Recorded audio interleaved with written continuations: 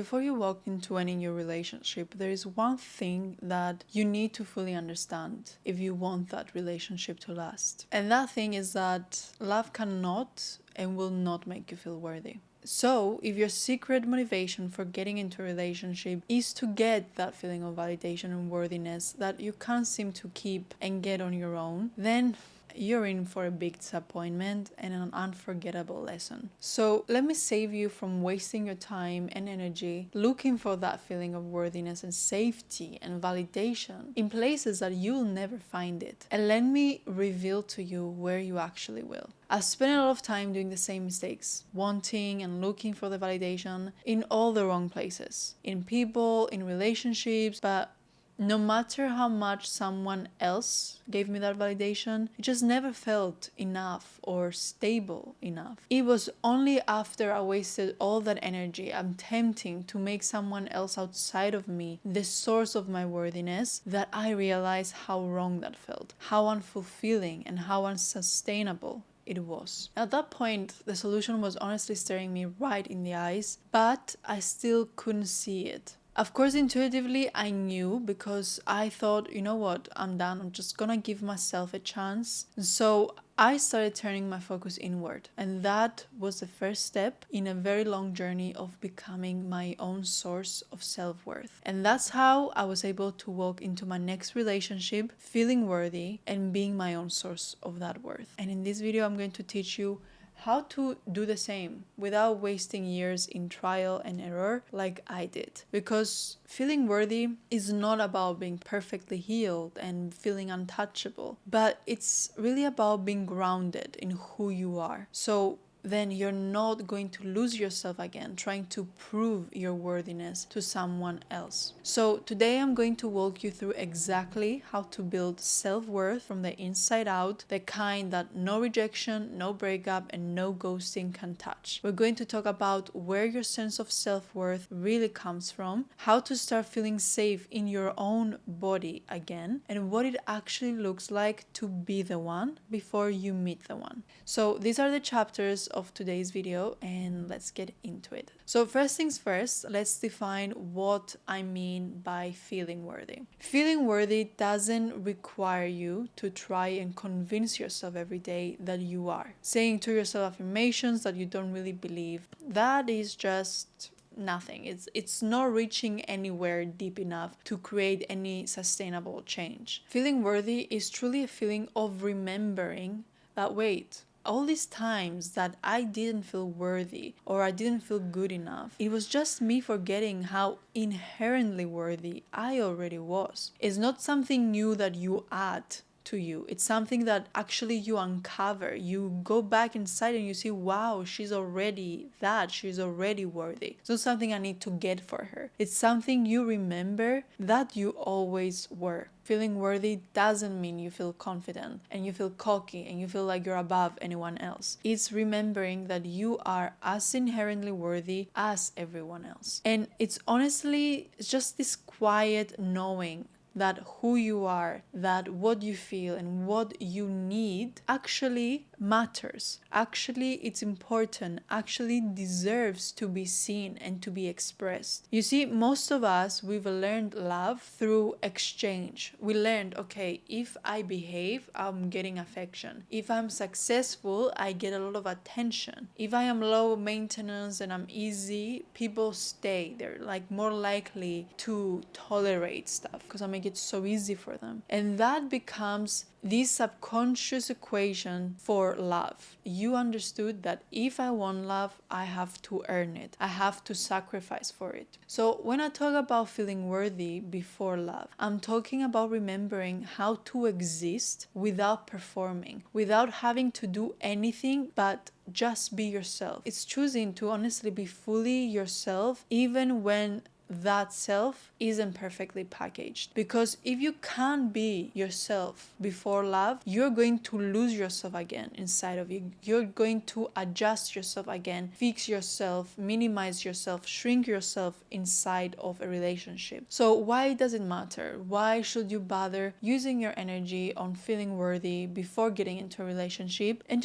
not just letting it be and see what happens? Maybe you won't need that after all. Maybe you're just that special exemption. Honestly, if you think that, maybe you should ask yourself, which version of me really thinks that? Is it the version of me who wants the best for me and wants me to genuinely be happy and feel secure for once? Or is it the version of me who doesn't feel that I'm worth all this trouble, who thinks that I'm beyond fixing and so why bother? It's all about becoming aware of who is speaking at this point and who do you choose to listen to. Because yeah, you can listen to both arguments, both the angel and the devil, but then you have a choice of who you're going to listen to. So if you're done self-sabotaging and you actually want to ever get into a healthy, secure relationship, then you will give yourself the chance to firstly create a secure and healthy relationship with yourself. Creating that secure relationship with yourself first is so key, because if you don't understand your own worth before a relationship, love is going to go back to its old patterns of feeling like survival, of you just slowly starting to adjust again like you always did. It's going to end up you constantly scanning for signs that you're being abandoned, being constantly on alert, and at the same time chasing that feeling of being chosen like it's oxygen. Not because you actually need it, but because you need it as a proof that you are enough. So you already know the cost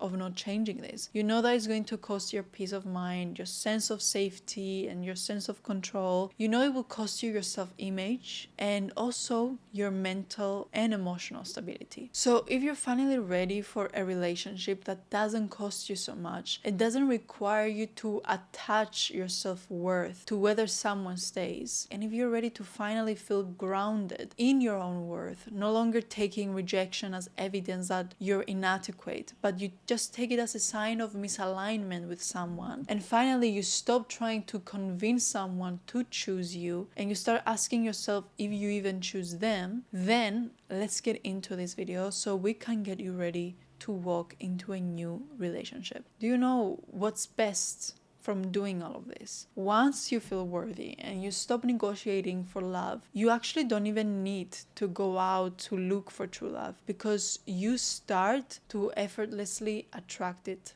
naturally. So what are some common mistakes and how to avoid them? These are some common mistakes that I made myself when I was trying to feel worthy before love. This is all my trial and error that I want to save you from. One of the biggest mistakes that I made was treating my self-worth like a project that I needed to complete. I basically treated this whole self-healing journey that I was on like it was homework. And you know what?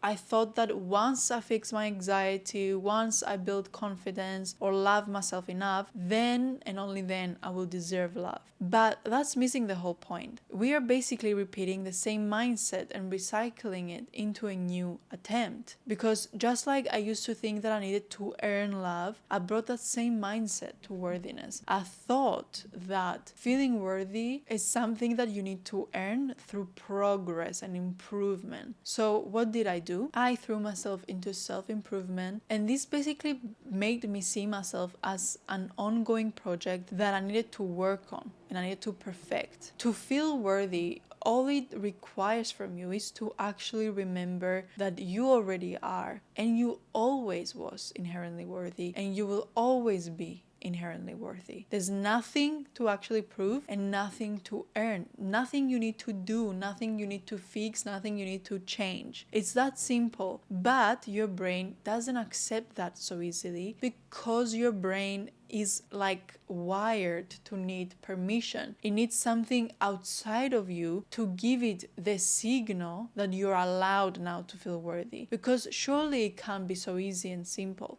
But it is. And once you understand that, you understand that the only person that you need to convince to give you that permission to feel worthy is yourself. And it always has been.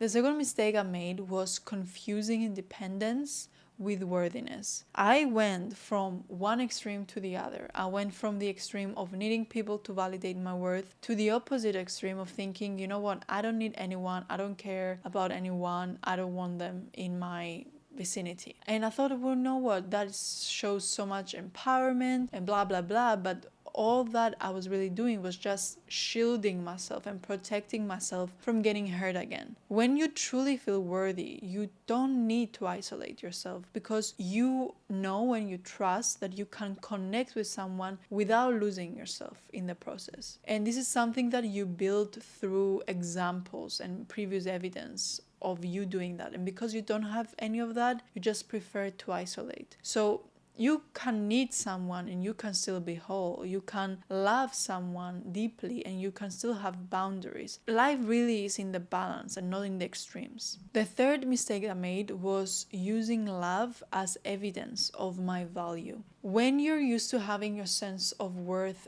tied to whether you are desired, it becomes so addicting getting that validation and getting that high of being wanted and feeling desirable, because to you that's proof of being valuable and being worthy. So I didn't understand yet that needing that validation was what made me less desirable. And trust me, nothing will make you feel more desirable and more free than when you genuinely stop caring about being desired and you go from performing to just existing as your true self. That's all it takes. That's why everyone tells you be your authentic self is so much more magnetic, is because it actually is. And that's the real high. And once you get on that, nothing will ever feel the same. So how did I actually do this? How did I went from needing others to feel worthy to needing no one but myself? Well, let me show you the practical ways that I used. I call this the 5 layers of worthiness. And each layer is basically like a stage where you build that inner safety, and each of these stages will help you build your relationship with yourself from the inside out. The first layer is awareness. You really can't change what you don't understand. So what I did was starting to ask myself, what did I learn about love growing up? What did I believe that I had to be in order to feel accepted, in order to feel loved and appreciated? And asking these questions really helped me see the story that was behind my behavior. The story that was making me think that I needed to act this way in order to get love. Because once you see the story, you actually really start to question it. You think, oh, is that really why I'm acting this way?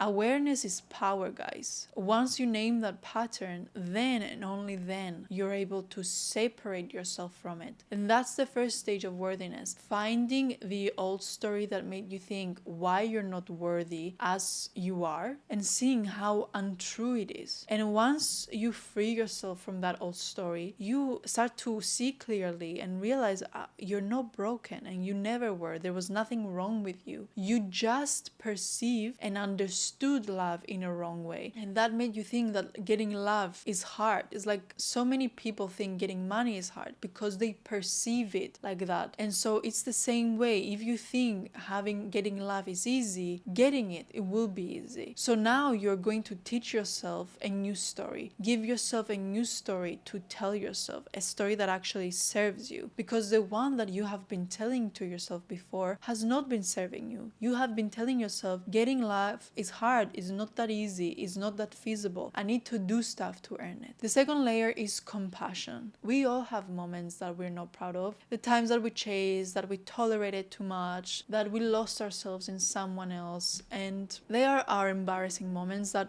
we really don't want to tell anyone and we don't want anyone to know. But carrying all of that old guilt, you are turning it into shame, and that will definitely not help you in your journey of trying to feel more worthy. All it does is actually make you feel less worthy, less deserving of love, and less deserving of care, because look at all the things that you have accepted before. What a person that accepts this, like, how can she then think that she deserves to get anything more? You will only be free from this shame once you realize that the reason why you acted and you accepted the things that you have accepted before is because you reacted out of your inner child wounds. So it wasn't you, but it was your inner child crying for attention and love. So how can you shame that child that is inside of you for needing love and attention? That's who you shame when you do that. And so once I saw it like that, I started to feel not just compassion over my inner child, but I started feeling protective of it. I really didn't want it to ever again feel mistreated, to feel unloved. So I made sure to reparent and to teach it that she doesn't have to ever be scared again for not being loved, for not being protected, because I will be there to love her in all the ways that she needs. And honestly, this did way much more healing for me than anything else, because when it comes to love and relationships, the most vulnerable wound that we have is that of the inner child. So it's our adult self job to give that secure love, to give that child a secure love that we didn't get as a child. And once I did that, I never felt shame over my actions again, and I saw them with compassion and understanding that these were actions taken by the unhealed child inside of me who didn't know better. So instead of punishing that child, I gave it what it actually needed: love. I loved that child so much that I healed her. So every time I will try to be mean to the baby and think, why do I keep doing this? Oh my God, this is so embarrassing. I try to be more compassionate towards me, and I would say, you know what? Of course I did that. I was just trying to feel safe. I didn't know any better. When I did that, I shifted from judgment to compassion. And that's how I just stopped abandoning myself when I needed love the most. That's how I saw myself even more worthy and deserving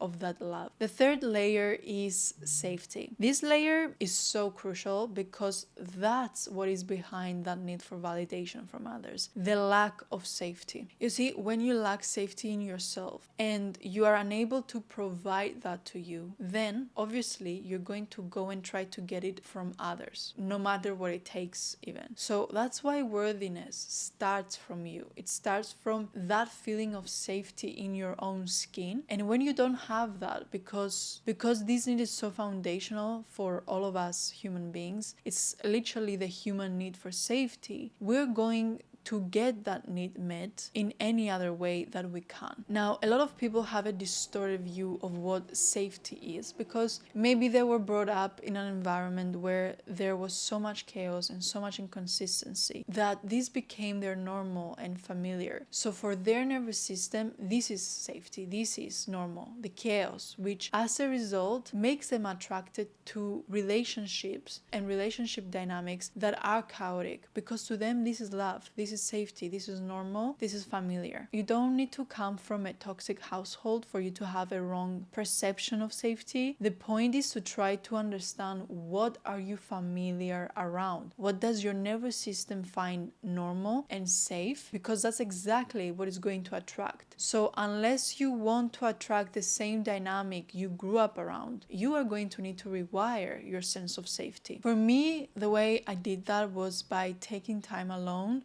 and journaling. I'm the biggest fan of journaling through all of my past experiences that I haven't digested emotionally and instead try to distract myself from. When I sat with them, when I sat with that discomfort and gave them my full attention, I was able to release them. So every time, by showing up and giving myself that attention and that self-soothing, instead of self-abandoning and not giving any attention and care to my emotions and all the things that were making me feel unsafe, I was reminding and rewiring my body that, hey, look, we are safe now. We don't have to chase love to feel safe and feel protected and soothed, because I am here and I can protect us and I can soothe us no matter what. Making yourself feel safe with you is the key. really to like unlocking that inner safety, because you are teaching your body that never again you're going to be left abandoned by yourself for making someone else a priority. And just by having that inner knowing, you can change your whole self-perception and your whole self-worth. You start to show up differently because you feel seen, you feel understood, you feel held by your own self, and you feel like this is my priority. And once you feel that, you genuinely feel so held by your own self, and you give yourself that's what you ever wanted. That's genuinely what your inner child ever wanted, to feel safe. The fourth layer is boundaries, and this goes hand in hand with the third layer of safety. Once you create that inner safety and you start respecting and honoring yourself, this safety is going to be tested through your boundaries. So when I started building more and more in safety, I could see that a lot of situations were testing my new boundaries, and so they wanted from me new reactions from the ones that I used to have. They were testing me to see, will I respect and honor myself this time, or will I just let people walk over me again and walk over my boundaries? And to be honest, for me, it became so clear that once I put all of that energy and that time and that effort into building my relationship with myself, I knew that I wouldn't want to do or allow anything that will sacrifice that could threaten that. So my main objective became to firstly honor my relationship with myself, because to me now that came first. And if my relationship with myself threatened my relationship with others, then that's fine, because I was more comfortable to lose someone else from my life who didn't respect me than to ever again lose myself and lose that relationship of safety that I have built with myself. So my main objective became to firstly honor my relationship with myself, because to me now that came first. That was priority. And if it threatened my relationship with others, then so be it. That was fine, because I was more comfortable to lose someone from my life who didn't respect me than to ever again lose myself and lose that relationship of safety that I've built with myself over any other relationship with someone else. To me now, my relationship with myself was number one. I could sacrifice anything but that. And I genuinely just accepted that it became okay with losing people as long as I didn't lose myself, because I knew as long as I didn't lose myself, I will be okay. And once you love yourself, you start to understand that there are going to be people out there that are going to love you, and that they won't ask you to ever undermine your relationship with yourself. They won't ask you to love them over you, to choose their needs over yours. And that's why having boundaries is so sacred. Your boundaries are proof that you believe that your needs matter, that your wants matter. So every time that you hold and you honor one, remember that you are not doing that to push people away. You're doing that because you want to keep yourself close, and you don't ever want to abandon yourself and push yourself away just to make someone else feel closer to you. The fifth layer is integration. The final stage for me was where worthiness stopped being a concept and it became my identity. It became something that I could effortlessly embody. I understood that it was never about being perfect, but it was about being consistent with the way that you showed up for yourself. That your actions are what create your life. So if my actions towards myself were actions full of gentleness, compassion, choosing self-respect over chasing validation, actions of no more asking am I enough, because the question itself no longer just fits who I was, then I knew that my new actions, they were going to create a new life for me, a new result for me. And it did, because I no longer ever questioned my worthiness, my deservingness of being loved and being adored, and how deserving I am to be fully seen as my true self, because that's my new normal now. Anyone that I have to pretend for or have to adapt for, I just feel it instantly that it's inauthentic.